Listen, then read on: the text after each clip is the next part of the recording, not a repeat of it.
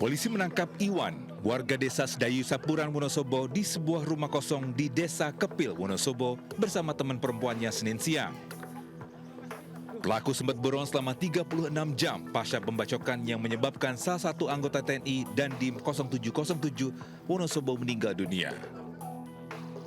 Insiden bermula dari keributan antara pengunjung di Resto Saka. Melihat kejadian, korban berusaha melerai. Namun tak disangka, pelaku malah menyerang korban dengan senjata tajam. Korban menderita luka parah hingga dirawat di Rumah Sakit PKU Muhammadiyah Wonosobo. Sayangnya, nyawa korban tak tertolong. Pelaku penganiayaan korban meninggal dunia yang terjadi di wilayah Wonosobo sudah berhasil diamankan dan ditangkap. Dan sekarang pelaku dalam proses hukum yang berlaku. Untuk motif masih kita dalami ya, karena pelaku baru tertangkap. Nanti sambil jalan baru kita ketahui apa sebenarnya motif yang terjadi. Sementara Komandan Kodim 0707 Wonosobo menyerahkan proses hukum sepenuhnya kepada polisi dan berharap pelaku dihukum seberat-beratnya.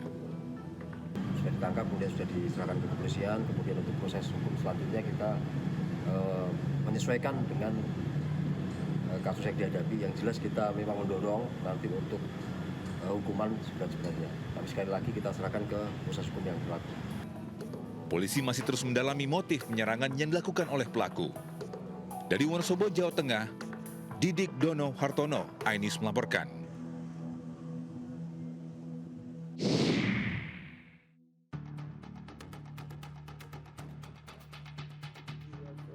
Seorang dukun palsu menjalankan praktik penipuan dengan modus bisa melipat gandakan uang. Aksi terbongkar lantaran uang yang dijanjikan di dalam koper kepada korbannya hanya berisi bantal.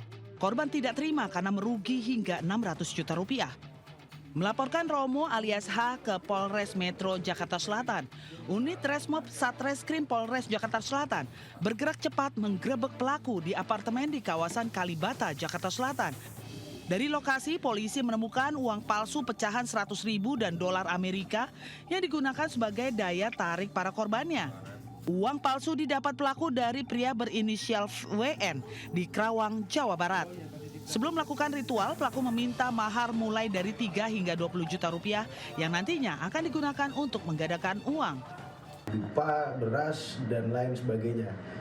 Dan juga di sini korban menyiapkan koper yang mana nanti dijanjikan oleh tersangka ini bahwa koper tersebut akan berisikan uang sekitar 2-3 hari ke depan. Namun setelah koper tersebut dibuka oleh para korban, ternyata isinya hanya bantal. Ada 6 korban penipuan sejak tahun 2023. Akibat perbuatan kedua pelaku dijerat dengan pasal uang palsu dan penipuan dengan ancaman hukuman maksimal 15 tahun penjara.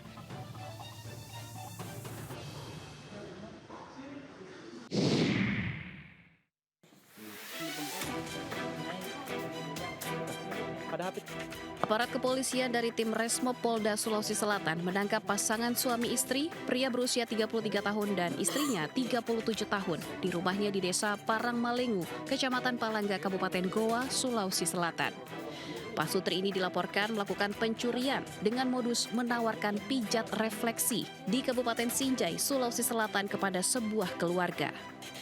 Pelaku mengakui saat dipersilahkan masuk oleh korban dan istri langsung memijat korban di ruang tamu. Suaminya berpura-pura izin ke toilet dan mengambil 1 unit handphone beserta kartu ATM dan PIN-nya yang tertempel.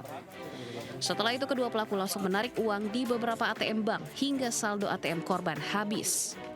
Akibat kejadian, total kerugian korban mencapai 24 juta rupiah. Melihat ada calon korban menawarkan pijat refleksi.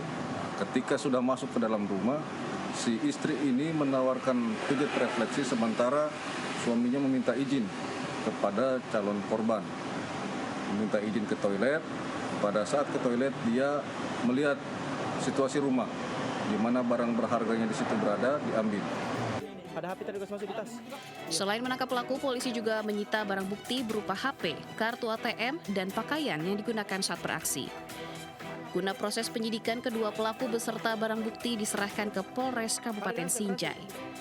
Dari Kota Makassar, Sulawesi Selatan, Muhammad Turboni, iNews melaporkan.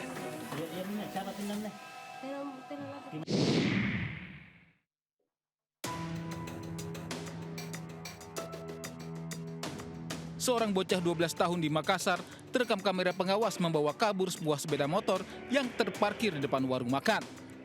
Dalam beberapa menit, pelaku yang beraksi seorang diri berhasil menjebol kunci ganda motor dengan kawat besi. Tak berapa lama, petugas Polsek Biringkanaya mengamankan pelaku. Dari hasil pemeriksaan petugas, bocah yang masih berstatus pelajar SMP ini nekat mengambil sepeda motor lantaran ingin memiliki sepeda motor untuk dipamerkan ke teman-temannya.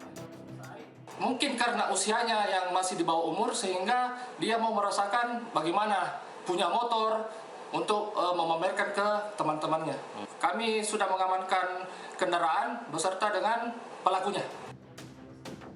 Didampingi orang tua bocah, kasus pencurian sepeda motor ini berujung damai karena korban mencabut laporan polisi usai sepeda motor miliknya dikembalikan.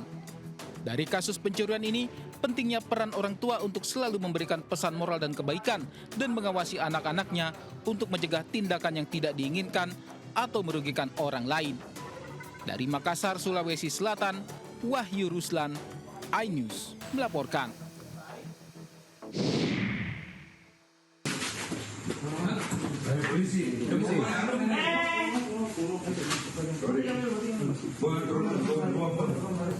Sejumlah pelaku kerusuhan demonstrasi berujung pembakaran kantor DPRD Makassar dan kantor DPRD Sulawesi Selatan ditangkap aparat kepolisian. Kabid Humas Polda Sulawesi Selatan Kombes Pol Didik Supranoto mengatakan, hingga saat ini total tersangka mencapai 53 orang, terdiri dari 43 dewasa dan 11 orang di bawah umur. Para pelaku melakukan penganiayaan terhadap driver ojek online, pembakaran pos Satlantas Polrestabes Makassar, penghasutan melalui Undang-Undang ITE, pembakaran kantor DPRD Kota Makassar dan kantor DPRD Sulawesi Selatan, hingga penjarahan ATM Bank. Pelaku menjara mesin ATM saat terjadinya kebakaran dan polisi menyebut tersangka juga bertambah menjadi 10 orang. Sampai hari ini kami masih berupaya untuk mendalami jaringan komunikasi yang mereka miliki. Jadi setiap handphone yang mereka miliki itu akan kami buka, ya, sehingga nanti akan dicari apakah ini ada keterkaitan dengan para provokator, juga mungkin ada aktor intelektual yang terkait di kejadian kemarin. Meski telah menetapkan 53 tersangka, polisi masih mengejar sejumlah pelaku lainnya. Dari Makassar, Leo Muhammad Nur, iNews melaporkan.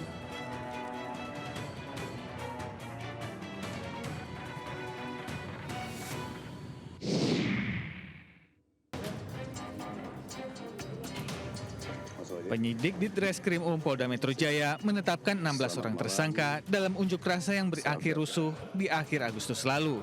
Para perusuh ini ditangkap di 4 lokasi berbeda, yakni kawasan MPR DPR, Gedung Kemenhub, halte depan Polda Metro Jaya, dan halte Bundaran Senayan.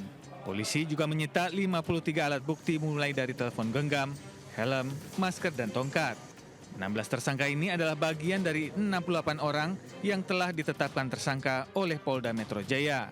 Seluruh tersangka yang kami amankan adalah para pelaku aksi pembakaran dan perusakan, bukan para pendemo maupun atau pengunjuk rasa. Konfederasi Serikat Pekerja Seluruh Indonesia KSPSI dan Serikat Pekerja Seluruh Indonesia SPSI mengecam aksi anarkistis dalam unjuk rasa akhir Agustus lalu. 2 serikat buruh terbesar di Indonesia ini juga mendukung langkah Polri menindak tegas para pelaku kerusuhan. Kami mendukung Polri untuk menindak tegas pelaku kerusuhan pembakaran gedung yang mengakibatkan wafatnya sekitar 4 orang di Sulawesi Selatan, dan juga korban-korban lainnya, dan juga para pelaku perusakan fasilitas publik, karena itu adalah uang negara dan uang rakyat. Pada akhir Agustus lalu, unjuk rasa besar-besaran memprotes tunjangan anggota DPR terjadi di berbagai daerah di Indonesia. Sayangnya, aksi protes ini berubah menjadi kerusuhan dan penjarahan rumah anggota DPR dan menteri. Tidak hanya ratusan korban luka, Komnas HAM juga mencatat ada 10 korban jiwa di berbagai kota di Indonesia. Sementara itu, kerugian akibat rusaknya bangunan dan infrastruktur diperkirakan mencapai angka 1 triliun rupiah. Dari Jakarta, Tim Liputan iNews melaporkan.